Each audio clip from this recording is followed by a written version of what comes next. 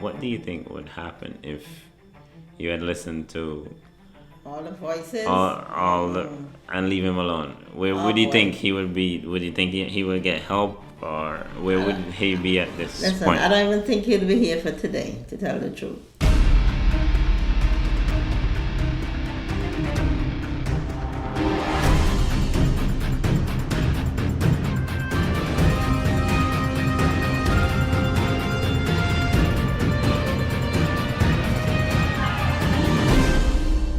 All right, Mom. Thank you for joining us. It's been a while that we were supposed to record this video, but I'm glad you're here. The day before you're gonna leave to go back to New York. So imagine these people.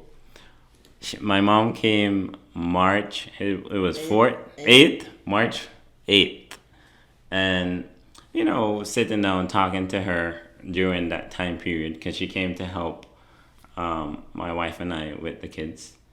And today we're recording it December 4th. But, during that time, we had multiple conversations and she had a important testimony and an important story to share. And we were planning to record this and we said, man, Mom, you cannot leave, right? And we do not record this. So that's why we're recording this now because it's a very, very important story. And, it's it's something that a lot of people are not sensitive to. And you have a good testimony to share. So um, let's start with, you grew up in Newfield. It's a somewhat, small village in Antigua. Yeah. A good landmass, but the population is pretty small. And, you had multiple friends, but there was one specific friend who you had, and I guess you lost contact. Well, you had him on Facebook, but I guess you guys weren't talking throughout the years. And we're not gonna call any name, but how did you get back in contact with this individual? Well, we were friends for many years, but somehow I was not into Facebook as Mm-hmm. much. And then I got like a nudge from the Holy Spirit Mm-hmm. to tell me to speak to this person, Mm-hmm. call him, see how he's doing, speak to him. And I keep saying, I don't want to interrupt anybody's life or get in anybody's business because he keeps telling me speak to him, speak to him. There's a lot to talk about. But then I ignored it for months and months and months, and then I finally called, and man, he unloaded so much, so much. He was going through so much, so much, so much. Wow. And I was so happy that I finally called. And, he was able to, you know, Say what's say going. whatever was going on and, get things off of his chest. Okay, and I want us to go into some of those things that not it doesn't have to be too specific, but again, this is a sensitive topic, and um, I guess at that time period, he was going through something that a lot of people didn't know, Right. and based on his personality, he didn't He didn't speak, open with a lot of people, and that can lead to other things. So, what can you tell us? Like, what was he going through? And you don't have to be too specific, but what was he going through, and um, how did you help him? Well, he was going through a loss of a loved one, Mhm. and he just kept it to himself. He was, had nightmares at night, couldn't sleep. He was just a mess. But knowing the person that he is, Mhm. you know, he didn't speak much.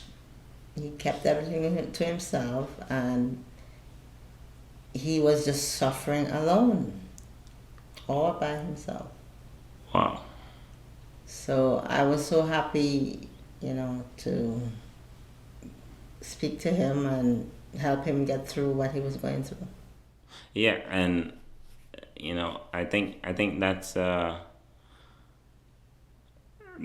hard place to be in, where you're not comfortable with sharing things with people, and you're going through something that's very difficult, and yeah.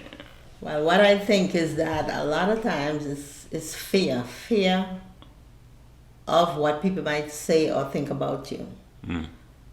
You know, it's like you're an outcast when you have problems. Mm. And we live in a sinful world, and there are going to be problems. So, and people are not very sensitive to other people's feelings. But the Bible tells us we should help one another and be always there for one another. So as I said before, I was happy that I could help in some way. And can you share with us like some of the things he was going through? He had couldn't sleep at night. Mhm. He had nightmares. Of the loved one, or I don't know what it was exactly about, Mhm, but mhm, really bad nightmares, depression, anxiety, the whole 9 yards. wow. It was really, really bad. But as I said before, I speak to him. I told him to get help, and he did. He did go and get help. He didn't want to At first. at first,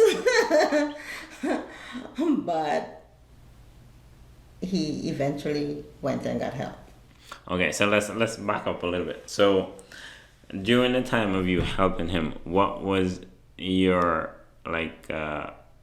relationship with him? Because I know that you know he was someone that that looked up to you, and you were a little bit younger when your childhood days, and at what point were you guys were you helping him? Were you guys like in a friendship type of relationship, or a little bit more than that? Yeah, well, he's somebody who's very dear to my heart.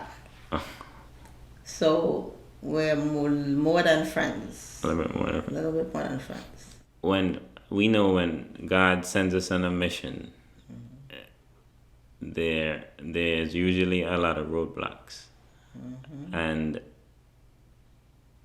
I know in this case there was a lot of roadblocks, and whether it's people discouraging you from helping him. What was the roadblocks did you see when you're trying to help this type of person? Well, apart from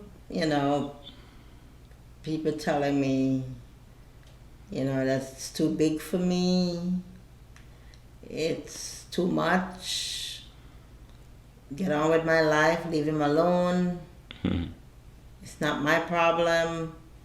Apart from people telling me stuff, the enemy also was whispering stuff in my ear, telling me to leave him alone, let him be, just leave him. Wow. Like trying to discourage me. Wow. So it was a lot. It was a lot. But knowing the person I am, I would never, never, never, never leave him alone. Right. In other words, I'm always helping. Yeah. I love to help people. That's just who I am. yeah, it's like you see someone drowning, and you're the only one around that can help them, and you Right. just leave them. Right. Yeah, and I know your personality, mom. You wouldn't leave them alone. No. So what would what do you think would happen if you had listened to All the voices. all the, and leave him alone. Where Oh do you boy. think he would be? Would you think he would get help, or where I would don't, he be at this listen, point? I don't even think he'll be here for today, to tell the truth. Because, as I said before, it was really, really bad. And knowing that he had that one person in his corner Hmm. to tell him that he's not alone, to get help, I'm right there with you every step of the way, to encourage him,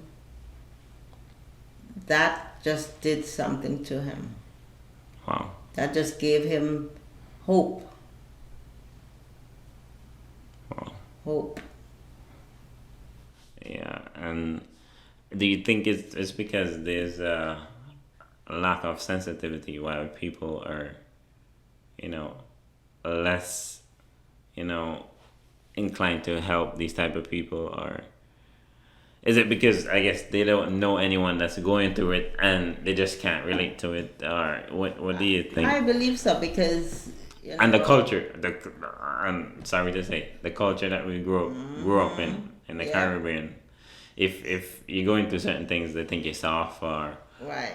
they. And going through stuff like that, mental illness, it's like you're like an outcast. Mhm. But I'm just want people to know that mental illness is just like high blood pressure. It's an illness just like high blood pressure and diabetes. It's no different. Mhm. It's no different. So anyone with a mental illness, you don't ever look down on anyone, not because they have mental illness. Wow. Because we're all God's children, and we all, people suffer from different, problems, and mental illness is one of them. It's out there. It's real. Yeah. So, what are some of the things that you do to encourage him? I talk to him all the time, give him hope, tell him about Jesus, Mhm. Tell him about other people that I know going through other things, so he's not alone. Because, when you're going through stuff like that, you think you're the only one in the world that has that problem. Mhm. But there's always someone out there who's worse off than you. So, there's words of encouragement, and also, you let them know that you'll be with them. You'll always be by their side. So, don't ever lose the hope. And I know sometimes you send him Jesus. texts and songs, right? Yeah, I send him Bible songs texts. and Bible texts and talk to him and video chat and whatever I can do to help. Right. Nice. And I know, obviously, you didn't do this trying to, expect some type of return. So how has God blessed you? I would give you the shirt that off my back if I have to. That's just who I am. And so, when I got a nudge from the Holy Spirit to help this person, to talk to this person, I didn't, even though I kind of laid back a little bit, but I shouldn't, Mhm. I was laid back and didn't go at first, but then I said, you know what, let me do. Let me call this guy. Let me talk to him and see what's going on. And as I said, I'm glad that I did. And listen, just being obedient, God has blessed me in so many ways. So many ways. The first blessing that I got is that many years ago, probably like 15, 16 years ago, I had filed for my citizenship. And somehow I never heard back from them. For whatever reason, I don't know. But then after I helped my friend, oh my goodness, I just got a call one day, like, is this Romanita Samuel? I'm like, yes. Can you come in today and come for your citizenship? I'm like, what? Are you serious? I'm like, no way. And what happened during that? Like, what happened when you went to the place? What happened? Oh my goodness. When I went, you know, the lady told me I don't have to wait in the line, number one. Just come straight to the front and ask for her. And I was so shocked. I was like, what? And she apologized to me like the whole day. Say, I'm so sorry you were overlooked. I'm so sorry. All these years, I'm so sorry. I'm so sorry. I said, that's okay. Life happens. Wow. And Only God. only I Only know God. it was his hand. And you being obedient. Yes. Not that you were doing what you were doing to get A blessing. No. That was the furthest thing from your mind. Because as you said, you did that, you filed for that since 15 years ago. And you had to keep renewing your green card. Yep. Yeah. Yep. Wow. So that was the first blessing. And then many more came after that. Wow. Wow. It was awesome. Wow. Very, very good. Very good stuff. Good stuff. And obviously, one of those blessings is you being able to, because you're here now for almost 9 months. 9 months now. You being able to spend more time with your grandkids, and obviously me. This, I guess, is the second longest time we've been living together since we separated at 1 year old. I grew up in Antigua while you were living up here because of circumstances. So it was a blessing also. Oh, yeah. It was a blessing. You were able to do a lot of things during this pandemic that you would not have been able to do. So, God has been good. Oh, yeah. God, Oh, yeah. trust me. So what would you like the audience to know about, being more aware about, mental illness and how to be more of a helping hand instead of shun that type of person, or just try to understand that those type of people. As I said before, mental illness is just like high blood pressure and diabetes. So you don't treat it any different,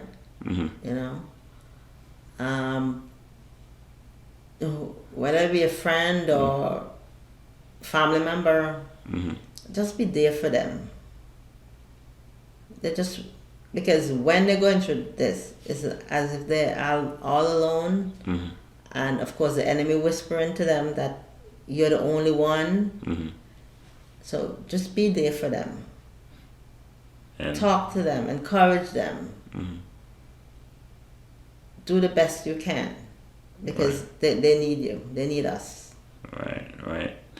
And Mom, it's true. The fact that there's not enough awareness of it, you don't hear too much about it. Right. And yes, they do shun, people like that. And, if everyone gives up on them, who will be there to help them, Yeah. And I always say that too. If I was to turn my back, or anybody else to turn their back, who would help them? Because they're looking forward for your help. And because of that, a lot of people commit suicide because they have no one in their corner. They have no one to encourage them. They're afraid to talk to strangers. And even your family member will shun you. Yeah. So they just say they're better off dying. So, and that's really not good. Because committing suicide, you would not see God's face. Yeah, in most circumstances, yeah. And, So, and there's a positive light at the end of the tunnel. The fact that we just want to spread some awareness to this, and I think that hearing it from you, it was a great testimony. I never really had a friend like that, or maybe one or two family members like that, but As, well, as a matter of fact, I didn't really know too much about this that before. mental illness before. Uh-huh. I had to go and research, read up on a lot of things. Mm. Yeah. Yeah, to to see what it was really all about. But I've heard that people had anxiety and depression and so, but as I said before, I didn't know that they were all part of that mental illness. Mm. Comes with a mental illness, and depression could lead you to commit suicide. So I wouldn't want to lose anybody. I don't care who you are. Lose anyone to depression or mental illness or anything like that. So whatever I can do to help. Sometimes it's just a phone call. Yes. It's a phone call away. You're just Or a phone text call or away something. from saving someone. Body's life. Yeah. Yeah. So, Mom, I want to thank you for joining me in Samuel Table Talk. This definitely was a good discussion. And for our viewers, please subscribe. If you like this video, share. You can subscribe to our YouTube channel and follow us on our Facebook page. Thank you again, and happy holidays. Happy holidays.